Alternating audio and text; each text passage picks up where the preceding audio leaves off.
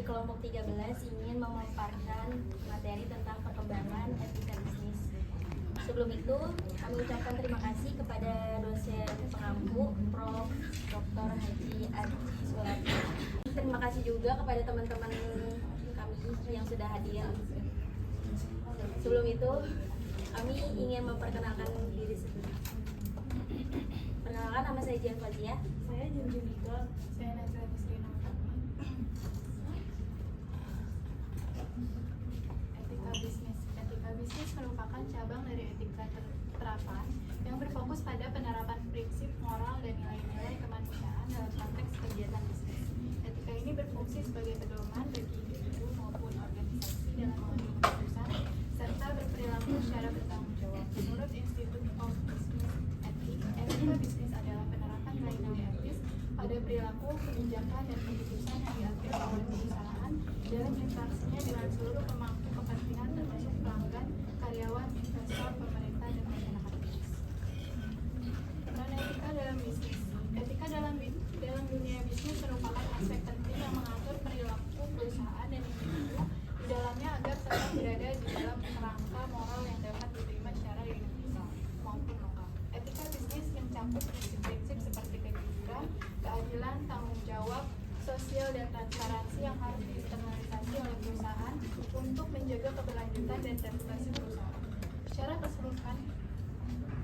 keseluruhan, etika bisnis di tingkat global menuntut perusahaan untuk mampu menyelesaikan prinsip moral universal dengan norma lokal yang berlaku di tempat perusahaan beroperasi di Indonesia. Keberhasilan penerapan etika bisnis sangat bergantung pada pemahaman akan budaya lokal dan komitmen manajemen untuk mengintegrasikan nilai-nilai tersebut ke dalam seluruh aspek operasional perusahaan. Selanjutnya, perkembangan etika bisnis secara global.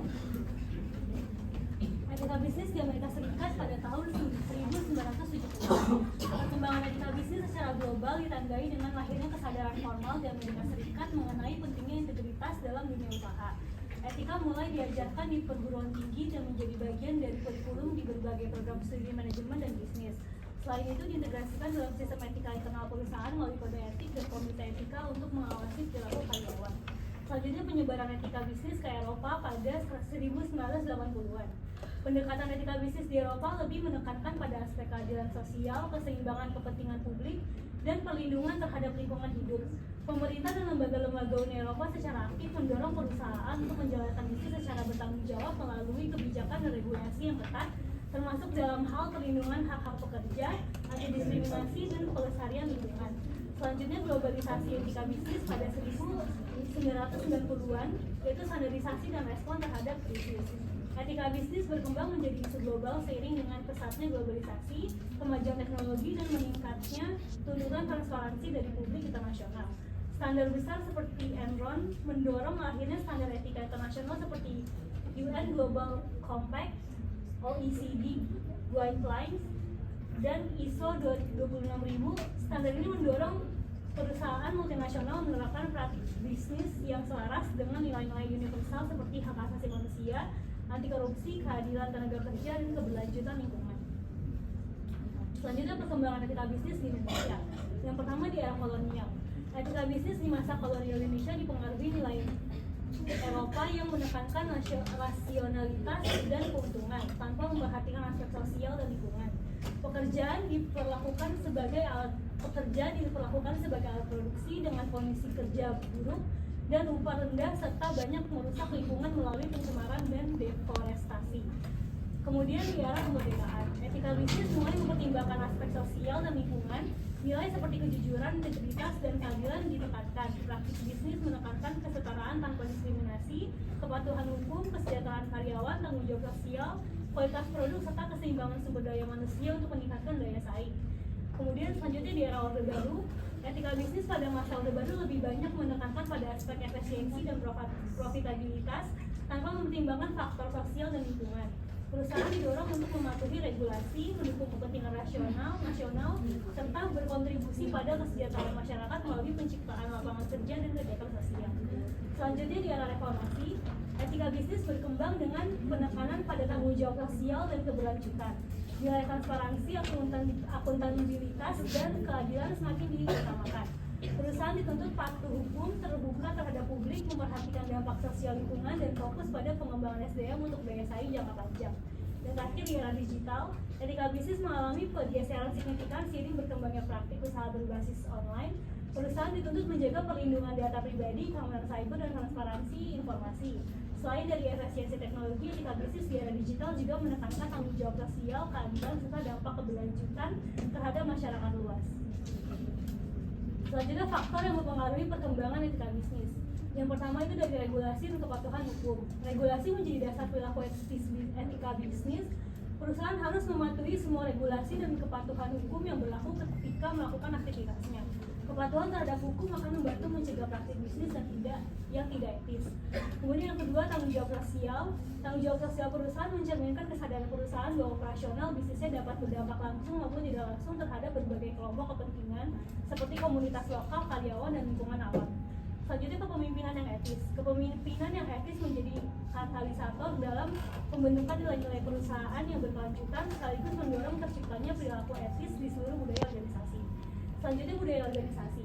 Budaya organisasi merupakan refleksi dari nilai-nilai kolektif yang dianut oleh seluruh elemen dalam sebuah perusahaan.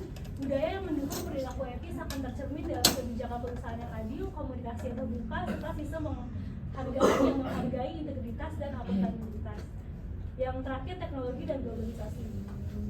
Perkembangan teknologi dan globalisasi telah menghadirkan tantangan baru dalam ranah etika bisnis.